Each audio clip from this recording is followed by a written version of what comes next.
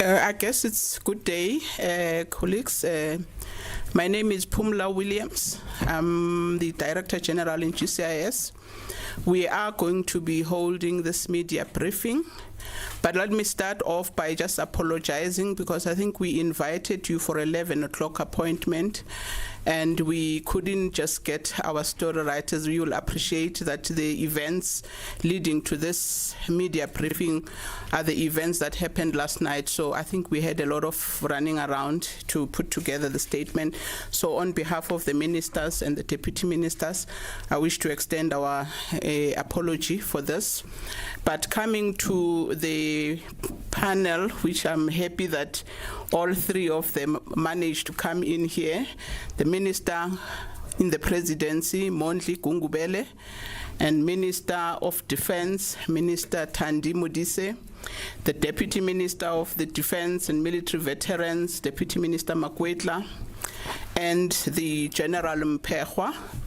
They will be addressing the members of the media, and without wasting any time, may I invite Minister Mondli Gungubele to address you.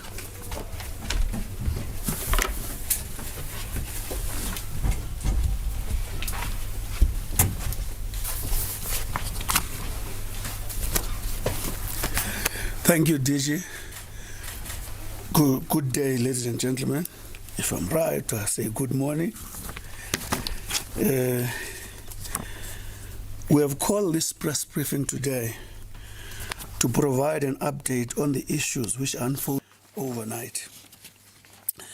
This group of military veterans we're engaging with last night have been engaged by government over the past 11 months in spite of the existence of recognized military veterans association in the interest of reaching out to the broader section of veterans. Since 1994, the democratic government has placed the legitimate concerns of military veterans at the heart of its policy interventions. This recognizes and acknowledges the immense contribution these men and women made to the liberation of South Africa. The issues and concerns of military veterans received even sharper focus when, by presidential proclamation in 2009, the Department of Military Veterans was brought into existence. The legislation giving life to this department was finalized with the Military Veterans Act 18 of 2011 proclamation in December 2011. According to the legislation, the DMV is supposed to facilitate and coordinate 11 benefits that accrue to military veterans. To facilitate these objectives, military veterans associations were officially recognized and an umbrella body was established called South African National Military Veterans Association. Ordinarily, government engages from time to time with recognized structures of military veterans associations, including also through the umbrella body, the SAMVA. The DMV has consistently been appealing to the LSWV, which is this other grouping we met last night, grouping to register themselves with DMV in order to facilitate better engagement with them. The progress in this work was staggered, and in November 2020, a group of veterans under the banner of Liberation Struggle War Veterans, which is commonly now referred to as LSWV organization, marched to Union Building in protest about services they are receiving from government. President Cyril Ramaphosa established a presidential task team to address the issues raised by veterans over time. The President assigned the Deputy President of the Republic, Mr. David Mabuza, to lead this task team under the normal acronym called PTT, Presidential Task Team. As early as November and December 2020, the Deputy President held extensive discussions with the military veterans and their association to assess and hear their grievances. The results was the development of a consensus document which laid out a series of mutually agreed areas needing attention. The work of PTT, Presidential Task Team, fully read, has processed well and has proceeded well, my apology, and has delivered on its commitment to continuous engagement with military veterans in a bid to resolve issues raised. As part of this process, the PTT has already held 3 provincial consultations in Gauteng, Eastern Cape and Limpopo, with visit to other provinces in the advanced planning stages. These sessions were led by Deputy President and afforded veterans an opportunity to air their concerns, but also to receive feedback on the manner in which their grievances have been taken up by the PTT. We are able to confirm, ladies and gentlemen, that our understanding is that all the parties were appreciative on the work that has been done to date. A lot has been put in place with clear timelines on what is being done and still to be done. We can confirm some of the work done to date, which includes, amongst others, the following: a draft bill to amend the Military Veterans Act to deal with some of the discrepancies in the bill, such as the definition of the military veteran, provisions of healthcare benefits to the dependents of the military veterans, and means test criteria. Second bullet, the review of the Special Pensions Act, the development of the pensions policy, work around the presidential pardons, and expungement of criminal records on some of the members, social relief of distress and the housing for their members,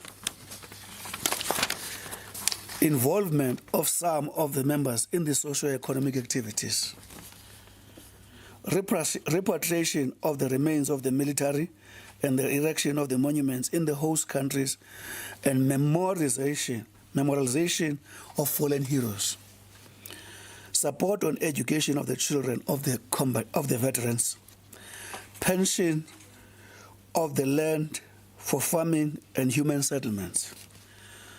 At all stages of this process, feedback has been provided to the veterans.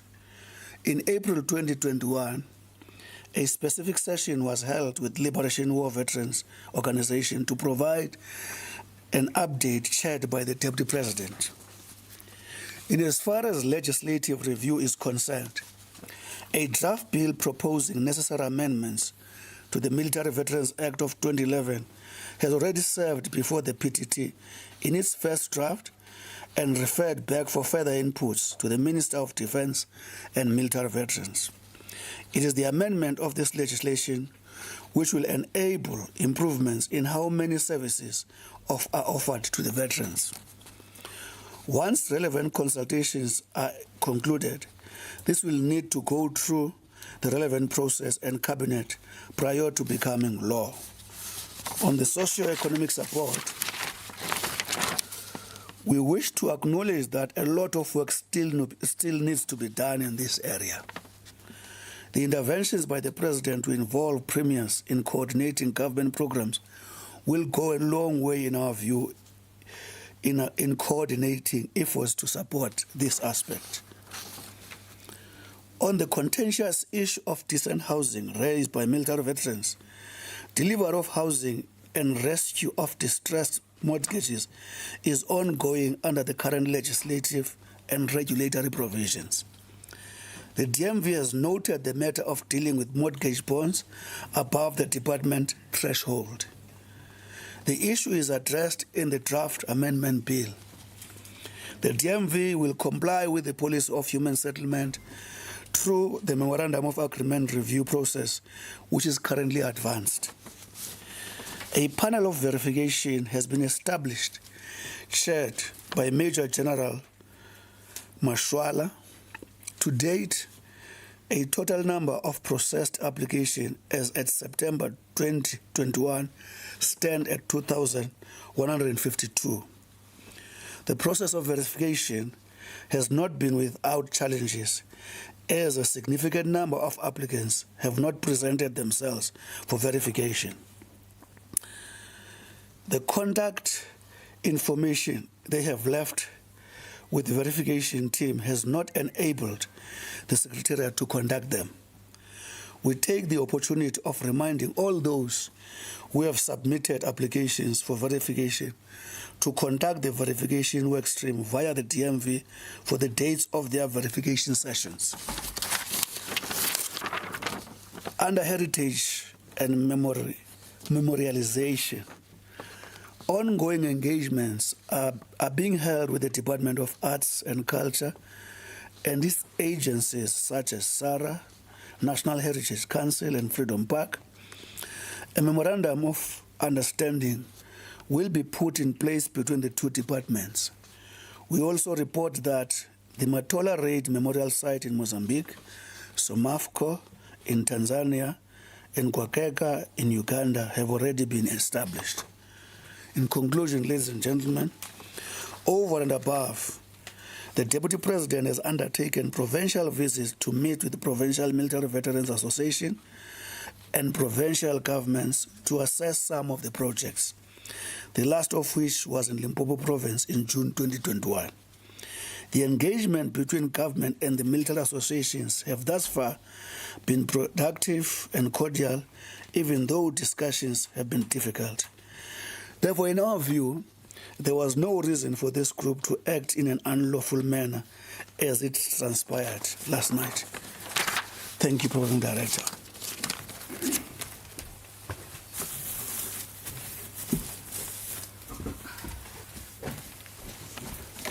Thank you very much, Minister. At this point, I will entertain questions. Nongceba is on the board, and Nicholas, you are already number one. Oh.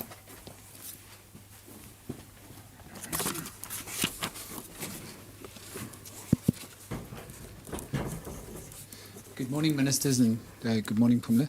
Or, beg your pardon, it's afternoon now. Thank you very much for explaining what the government has done thus far to the plight of military veterans. You've provided absolutely no information as to exactly how this happened. The Minister of Defence, the Minister in the Presidency, technically two individuals that should be the most guarded by government, were taken hostage. I'd also like to understand, you are here to talk about state matters, but we are in an election period. This is a government run by the ANC. The ANC has crisscrossed the country, saying that you are with the people, you understand what the people need, yet we have people that laid down their lives to bring freedom to South Africa, and they feel that the only way that they can actually get you to listen is by taking you hostage. How does that make you feel as ANC members? And what are you going to do about it in an election period? Are you not embarrassed at all that at the very moment when you should be getting people to trust you and vote for you, they're taking you hostage? These are still citizens of the country, regardless of them being military veterans. Thank you. Thank you, Nicholas. Okay.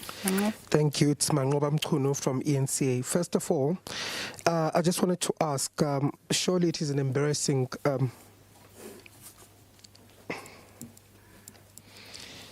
Okay, Mangoba Mkunu from ENCA. Surely it is an embarrassing situation that you have a minister and a deputy minister, two ministers being in that sort of a situation. Are you not concerned about the sort of message that this is sending to the rest of South Africa in terms of the country's safety and security? If you could have ministers in the security cluster being held hostage. And number two, what does this say about our intelligence? Is our intelligence compromised? Okay. We can take one more. Is that it? Minister, should we take also the online questions first? Okay. Thank you, Gigi. We have one question so far from Natasha Piri from SABC News. Related to the previous one, was the intelligence service not able to pick up the situation or avert it, seeing that the former liberation combatants staged a sit-in at Luthuli House? Thank you. Thank you.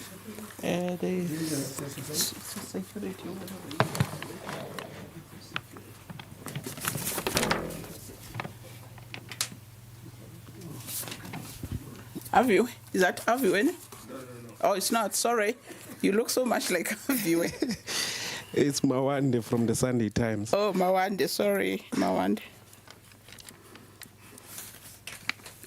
My question is simple. Minister Kungubele, you didn't take us through as to what happened exactly in terms of this hostage situation. I saw the video of you saying they closed the doors. Was there any washing or anything like that? How did it transpire exactly from the point of a stalemate, and what led to the stalemate, and what transpired step by step from then into the hostage situation? Thank you. Thanks, Mawande. Can we, ministers, I don't know how you deploy yourself.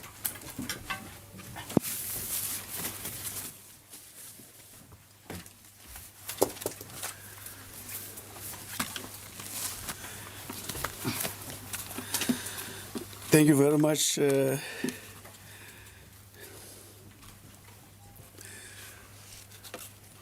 Surely, maybe I'll deal with two questions, but Minister Mabuza will come and assist and make it even look better, and we have agreed she'll do that.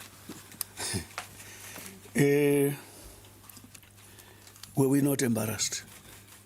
Is it not embarrassing? Maybe one can say it's not acceptable.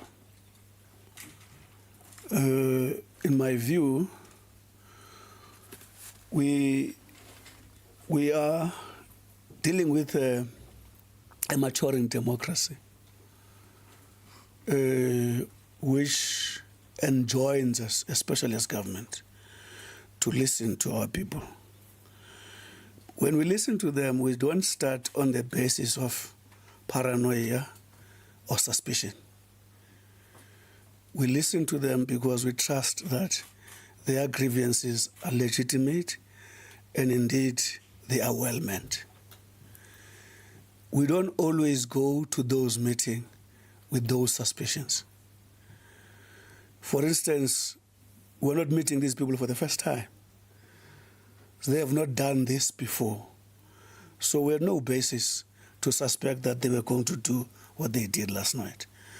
And if we were embarrassed because we trusted our people, maybe that's a consequence we have to live with. Of course, going forward, we have to be more alert. That's the first point there. The second point is that Mawande is interested on how the movie was last night. We had a meeting, because we should explain this. We had a meeting at the instance of the military veterans who we met last night.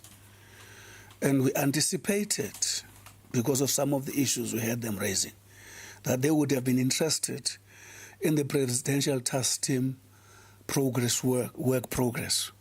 As a result, we had those preparations. So getting there, our intentions was to start a meeting and first listen to them what exactly they wanted the meeting to do, because we were very careful about assuming. We could not move beyond that point. We proposed the agenda, we could not move beyond that point because they demanded that the president, the deputy president should be there. And our attitude, Mawande, is that president is the head of the state together with the deputy president. They have taken efforts to establish a government through which, in a broader sense, on day-to-day, they interact with society. We think it is not fair to expect the president to be everywhere, wherever he is wanted, because he has put together a machinery through which he interacts with people, and we think that we were that machinery last night. But military veterans were not prepared to accept that. We then agreed that it's them then who said they could not proceed with us. We accepted that. You want me to repeat what I said on the video? No.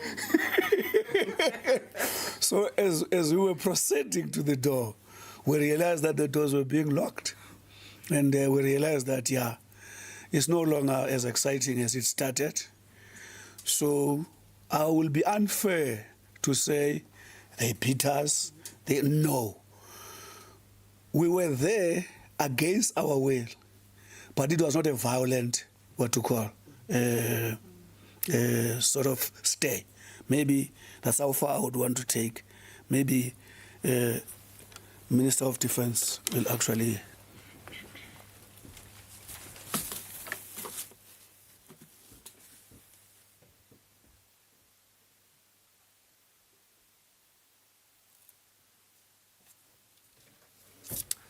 Good afternoon.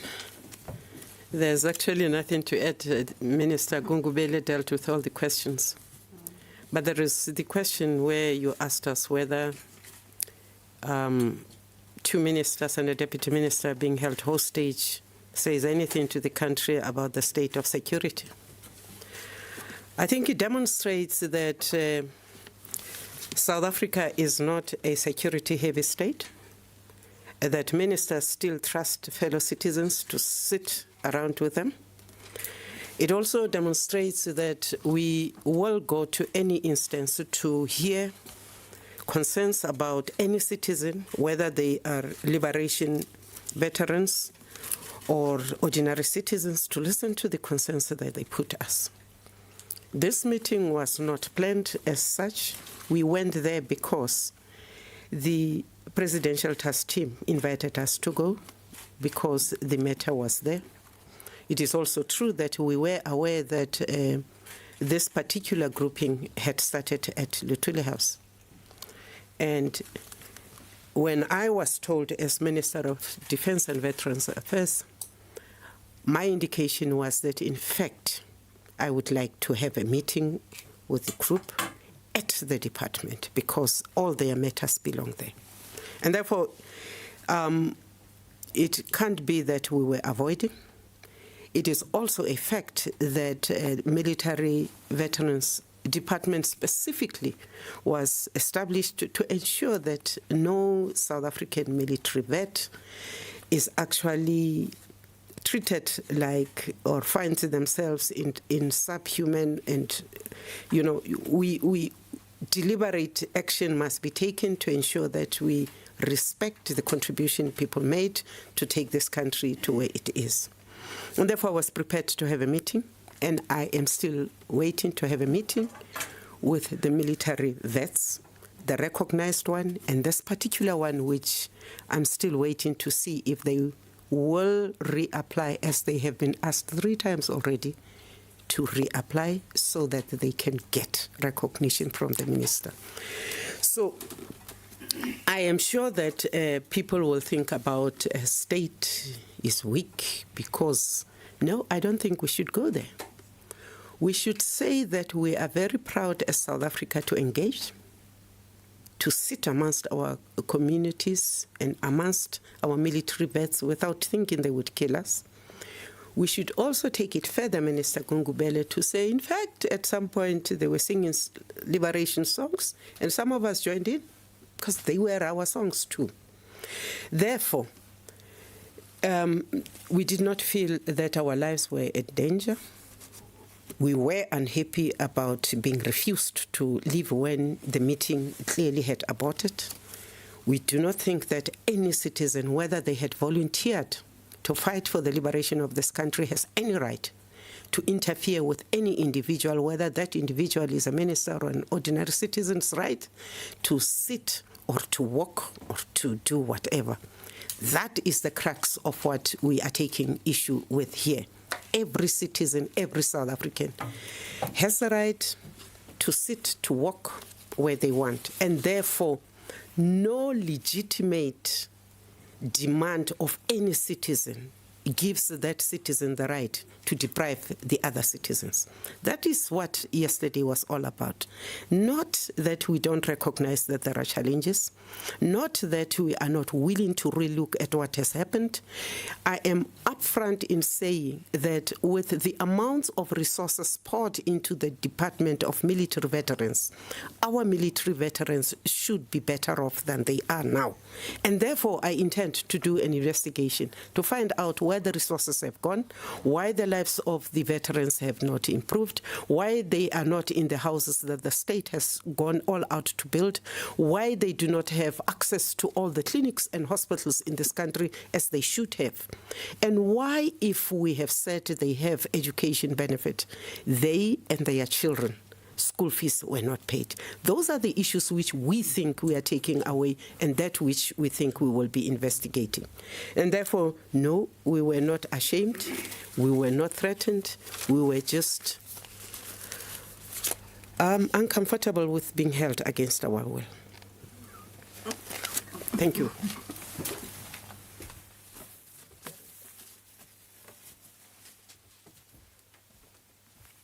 Thank you, ministers. Do we have follow-ups or very clear one? Yes, no, just a quick one, ministers and deputy minister. So how did you manage to keep the cool of your protectors during the situation? Were they inside the room? Were they outside?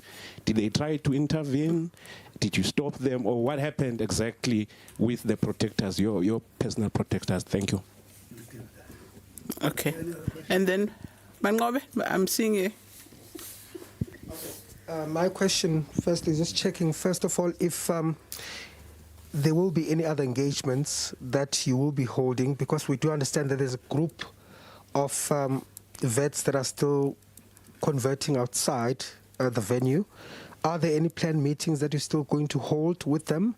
And secondly, the Deputy President was meant to be on a campaign trail in Northern Cape today, but he did not go there. Why is that the case? Is it something to do with what happened yesterday? When you're saying they are meeting outside, you mean here or? At the venue. St. George's? Yes. Oh, okay.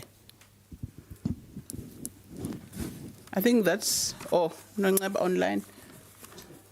Thank you, DG. We have a question from Sophie Mokwena, the SABC's international news editor. South Africa is currently the chair of the SADC organ on politics, defense and security. There are challenges in Mozambique and Eswatini. President Ramaphosa, as the chairperson of SADC Troika, must lead in finding solutions to the political and security instability in the region. And how will he convince other heads of state and government in the region that South Africa is ready to ensure peace and security in the region when we have our own challenges? For example, what happened in July, and now the Minister of Defense and Minister in the highest office in the land having been held hostage. We also have a question from Rorisang Hosana from The Citizen. The question is, now that you say you have finalized the definition of a military veteran, can you please share what that precise definition of a military veteran is? These issues which you say have been resolved with military vets have been going on for years. What took you so long to find these solutions, and why have they been ignored for so long? We also have a few more questions on the other platform. Mzwandile Mbeche from the SABC is asking, were your lives under threat? There's also a question from Tumelo from the SABC's SABC Africa channel. Were your lives under threat? Our lives? Yes, yes. There's also a question from Tumelo from the SABC's channel Africa. All ministers and deputy ministers are accorded close protectors who drive them around. Where were your protectors during the hostage?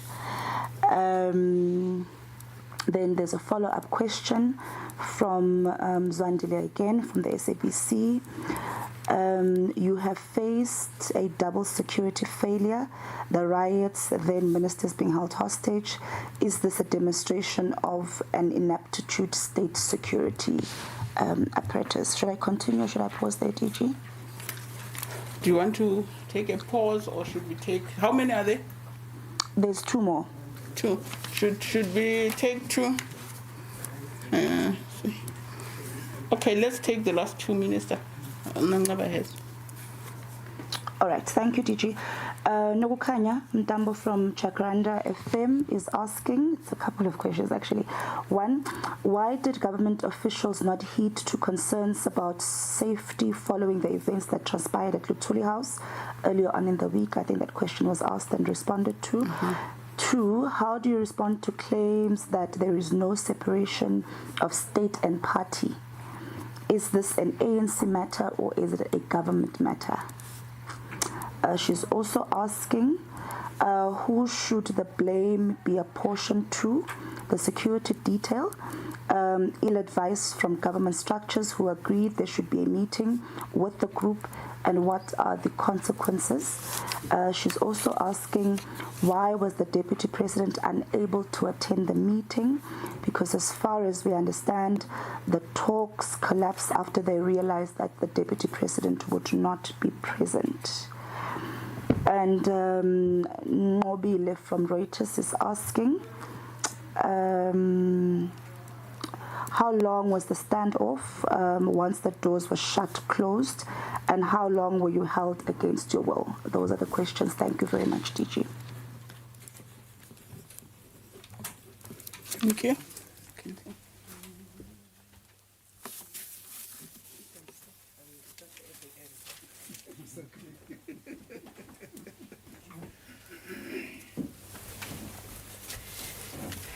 Thank you very much for the questions. I just said I would start at the end. Is this an ANC issue? Is there no separation between the state and the party? There's definitely a separation between the state and the party. The grouping went to the Luthuli House. I suspect it was a party discussion because we were not there. The state was quite prepared to have a session. The PTT is a state established by the president to give a hearing to any or all military vets who, in this case, you will also appreciate that their military associations have been recognized, and therefore formally the state would only be working through the recognized associations, but that the president went out of his way to make sure that we listen. We hear every military vet who has issues which may not be coming out through the formally recognized associations. So I would contest that this is an issue where there is no separation of the state. Do you tell somebody who has a little stone in his shoes how to step? They may have thought that it gives them a little leverage to go back to their political home, if they were all MK, to start there and to put their case. It may also not be a wrong thing to accept that once they took the decision that they would have expected that the political bosses in Luthuli House would actually appreciate what they are going to and be able to give the support they might need should the state not be as supportive. As I say, the meeting with us has not taken place. I'm hoping that that meeting will take place. I'm hoping that we will break the rules and meet up as the Ministry of Military Vets, have a session with them, even though they are not recognized. And it is important to do this because you deliberately create a system and a process that recognizes that asks certain information, that identifies people, so that the state does not interact with everybody who comes in with whichever. But I must say that we will be more careful when we meet, and we will make sure that we are not taken hostage again. You're saying, does this mean South Africa is a failed state because 2 ministers and a deputy minister were held against their will? Because there were riots in July in the country? I don't think so. I think South Africa is being put to a test. I think thus far we must be proud that even though yesterday, yes, police came in to break up the hostage situation, so far we have been able to hold it very, very tightly. For the state not to go overboard in the use of force, for the state to listen more than it uses force, and I think that is a plus for the democracy of South Africa. Should we be worried that these instances will continue? I'll tell you a joke. When I was in Iran in July, ambassadors from Africa were saying to us, and the South African ambassador there, welcome to the club because you now also have uprisings. And we said to them, it is good to be tested if you are in a democratic state. It is how you respond to the test that defines the quality of democracy and the quality of the state that you want to continue having. So I hope that at no stage will we go overboard and make sure that a minister goes into a meeting with 4 or 5 bodyguards. It is not necessary. And to answer that question, yes, our protectors were there. No, they were not tempted to beat up anybody. They knew that we could hold our own because what was taking place within those closed doors was people talking, was people differing on issues, was people now and then breaking into songs and joining each other. It wasn't a bloodbath. It was people saying, but you are not understanding our point of view. And us saying, but we want to really understand your point of view. Let us meet. But you are refusing us to discuss this matter here because you are demanding that we physically bring a deputy president to a meeting. And even if we wanted to, even amongst us as comrades, does a minister order a president into a meeting because an unrecognized group of people demand? Does a deputy president drop everything they are doing if and when they have expressed their apology to that meeting and have designated somebody to chair in their instance? We respected these citizens and former liberation veterans. We did everything we could, and we will still go out to do everything we can. What we will not tolerate is deliberate acts of disregarding the rights of others, because that is criminal. And when the police came in there, they were not dealing with anything else but the violation of other people's rights. Minister, whatever I left, you will have to deal with. Thank you.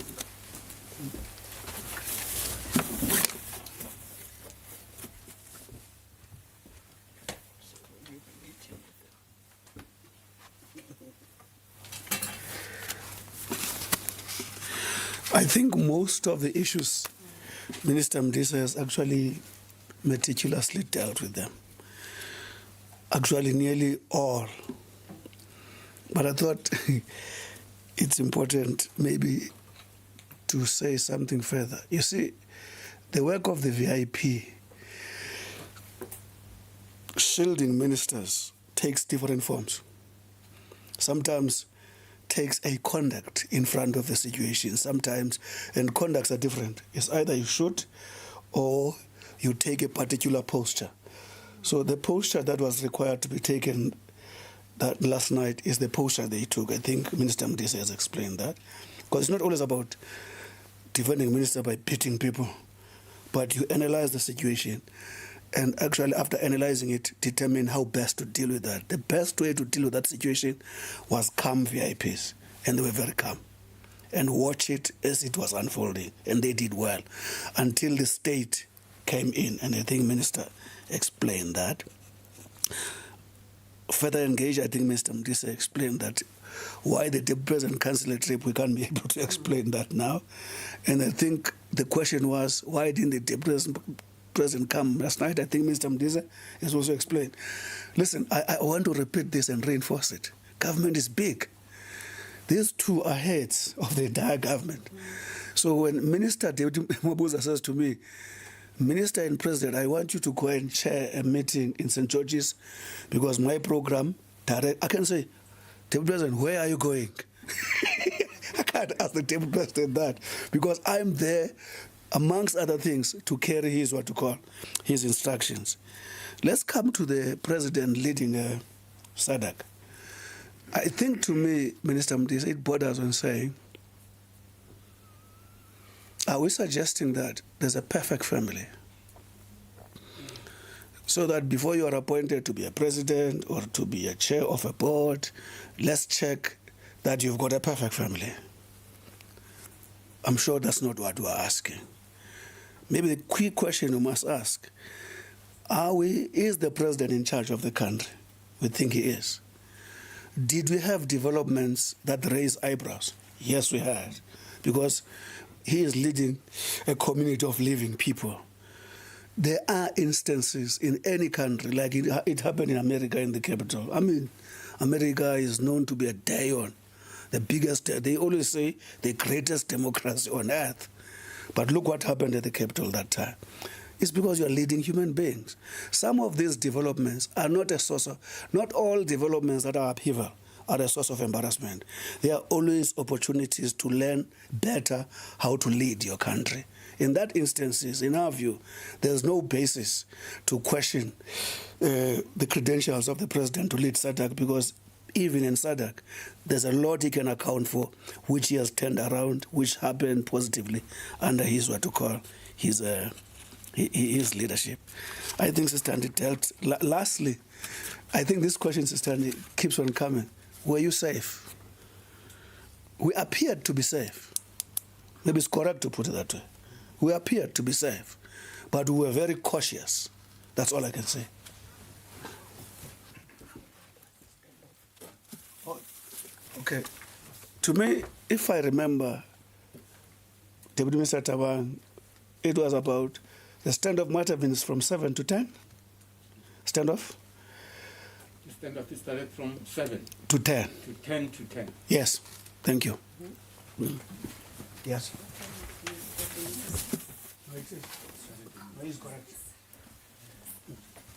I think the ministers have dealt with all the question, except to just confirm that the amendment bill, once it has served before Cabinet, will be made public. And I think there's a colleague who was asking what is the definition saying. I think they will be able to get a copy and be able to go through it and maybe give their inputs if maybe they want to give inputs. It will be published for public comment. Ngaba? Thank you, DG. I have a few more questions that have come in. Taking? Okay. All right, it's okay, so we can take. All right, thank you. Liz Zeka from Mail and Guardian is asking Minister Gungubele, given how easily this incident occurred, will this mean an increased security detail for the affected ministers? And to Minister Mabuza, there has been tensions between the vets and the ministry for a few years now. Their concerns do seem to fall on deaf ears. Can you share what has this task team headed by the Deputy President done since its inception to help the veterans? Then there was a question that was asked much earlier on that we had missed. It is from Sune from Daily Maverick. How many military veterans across all groupings have verified themselves through the Department of Military Veterans? And what is the estimate of military veterans that have not verified themselves through the DMV? Then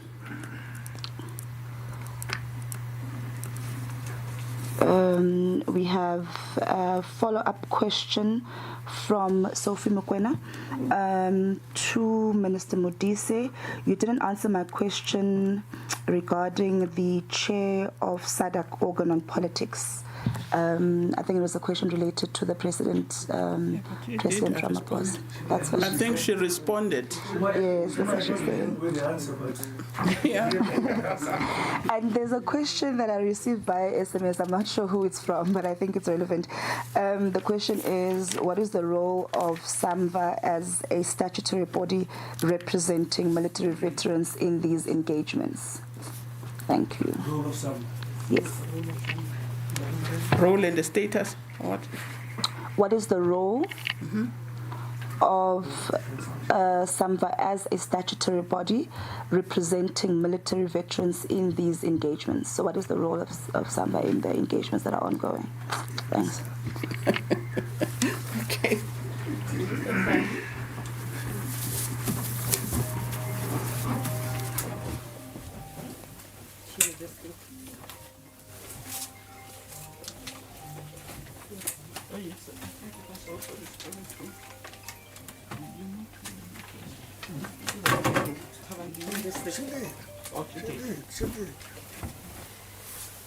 Thank you once more.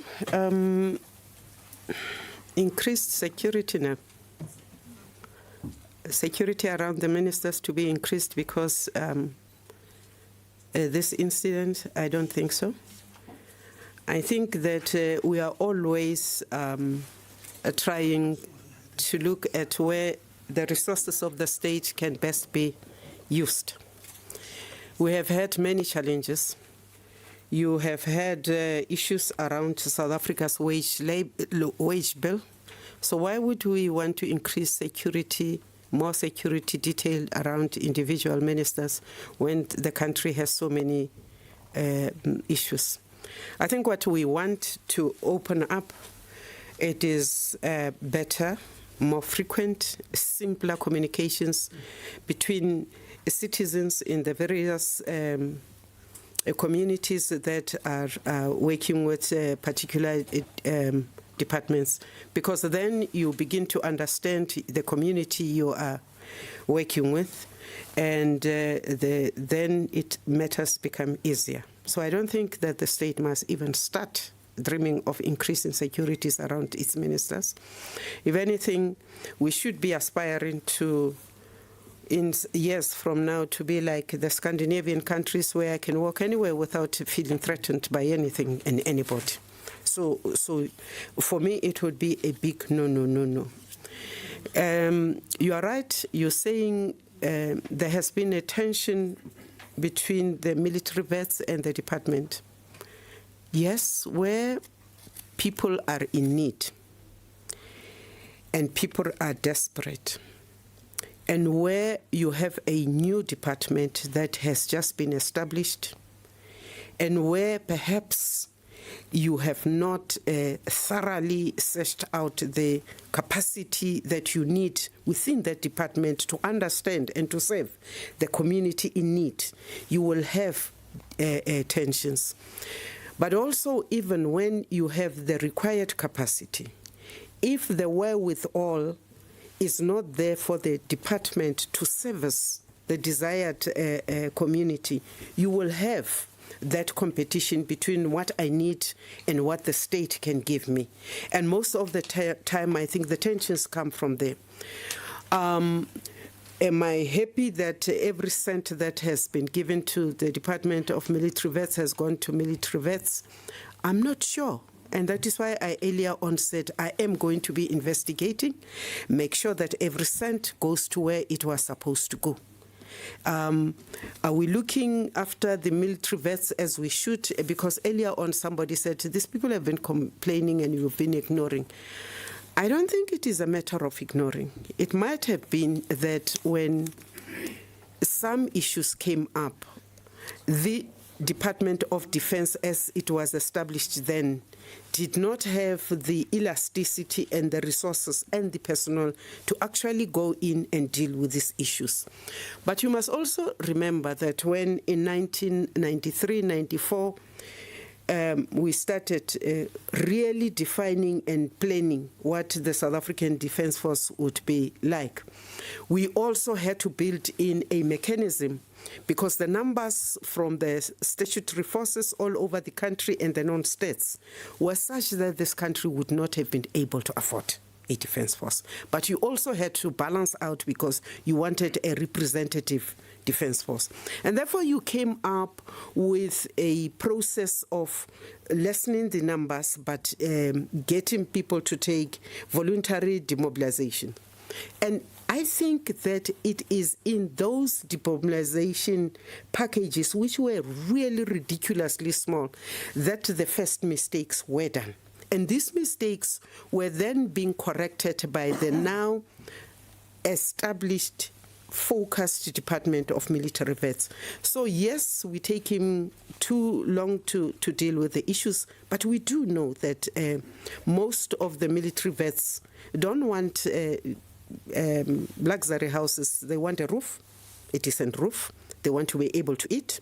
They want to be able to know that when they are sick, they will be taken care of. That is the dignity that we must make sure that they get. Should we, because one of the demands that was placed before the PTT was a package of 4.2 million, can the state afford it? No, the state cannot afford it. And so what do you do in the meantime? In the meantime, you look at what you have, what you can afford, and what you can pace into the future to make sure that people's lives improve. The SADC chair, can South Africa only lead because there is peace in the country? Can South Africa lead Africa and be led by Africa? Yes, South Africa has every right to be proud of its record, even today. We managed for more than 25 years to be consistent in our respect for our constitution until July. I still think that we mastered and we passed the test, even in July, with those rights, because South Africans, and not the military, defended the constitution by standing up to say we will not take this. Should the President of South Africa therefore not get the respect that the citizens of this country accord him, when they believe that constitutionality and democracy is our chosen way of life, I think that South Africa can continue to say, yes, we will continue to be a bickering family. We cannot pretend that we have no differences. And that is why in our constitution we said we will unite in our diversity.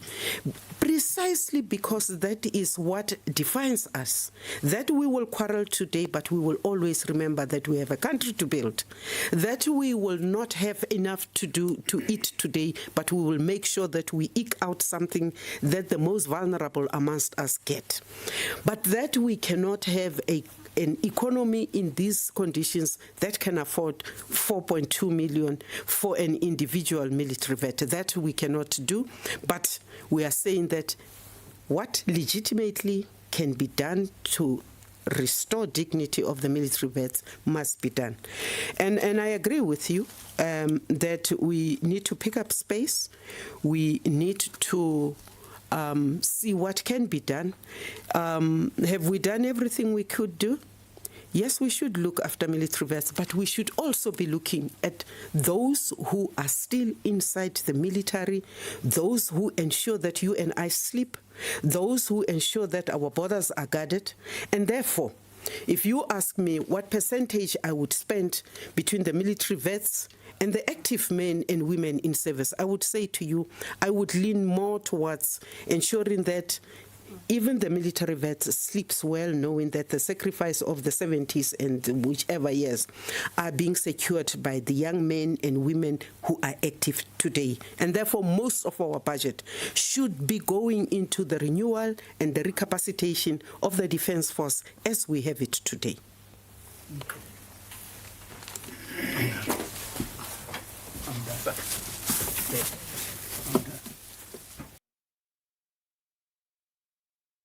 Colleagues, I was about to close. Final question, please. A final pending question. Okay, let's hear that pending question, ministers. My name is Catherine, and I'm from Times Live. So we've seen images and videos inside the room where you were held hostage, and the tables were turned over, chairs are thrown to the side. There seems to be stun grenade burn marks on the carpet. Did police use stun grenades in order to rescue you? Thank you. So that's the only question. Nangaba, yes. You said it's the last questions. Let me just take them down there. So your question, ma'am, is the stun grenade on the carpet or what? Yes, I just want to know what kind of, it seems Okay. like the rescue, the ministers weren't really threatened, they were all fine, and it was a fairly safe hostage situation. Yet we see the tables are overturned, and it seems like burn marks from stun grenades are on the carpet. So I just wanted to know if the police used stun grenades to rescue you. Okay. And it's the very last. It's definitely the very last, DG. It's a question from Rory Sang from The Citizen. The question is, are there any plans to drop charges against the 56 people who were arrested, since Minister Mabuza said the state is willing to listen to its military veterans and their issues? Are the ministers? Okay. Thank you. All right.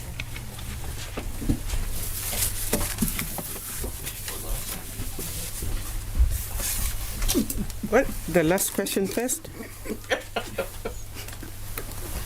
Are there any plans to drop charges?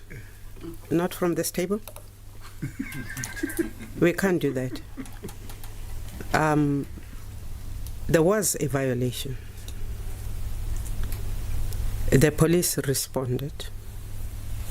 You can't hold people against their will and then say, I am going to be released within 10. If they do get released, let it be a process that is out there. How it will be unfolded, I don't know.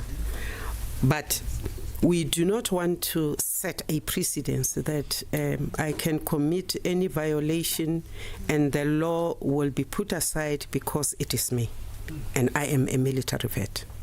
Legitimate as my grievances might be, I am still a citizen, and precisely because I'm a military vet, especially from the non-statutory forces, we expect them to have gone through so much hell that Tabang and I went through, that we respect every right of every citizen, because we had to fight for it. We had to give up our youth to protect and ensure that our children's children don't go through what our grandmothers went through.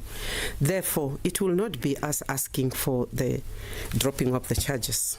Maybe Minister Gungumbele will look at that and the presidency, but I speak in the name of the Deputy Minister and I that we will not interfere.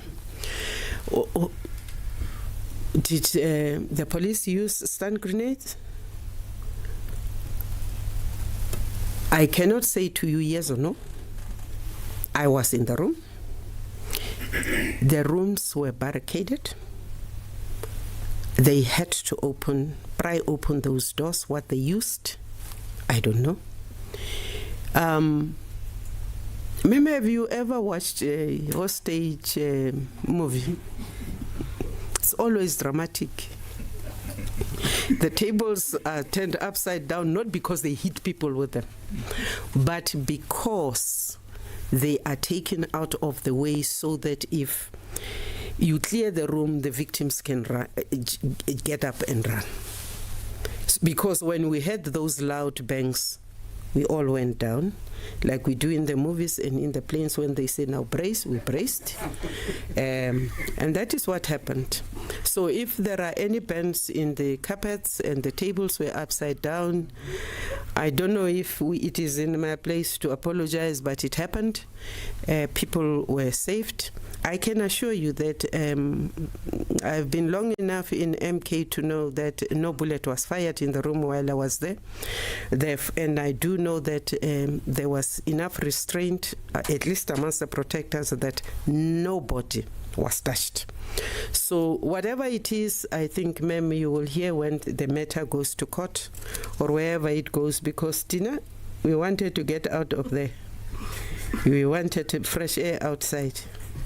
We needed ablution facilities. We'd been stuck there for hours, by the way, without ablution facilities. And therefore, I think that whatever the police may have used, it would be within the permissible range of things that they are supposed to use. Thank you very much.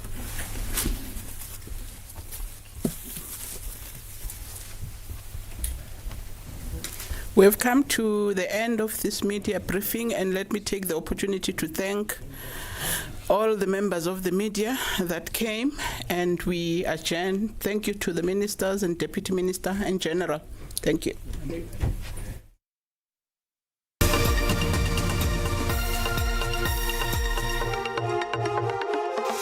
The delivery of services to communities is one of the main factors that will drive the votes for this local government election. Service Delivery Gauge is a show especially designed to look at how well services have been delivered for the past 5 years.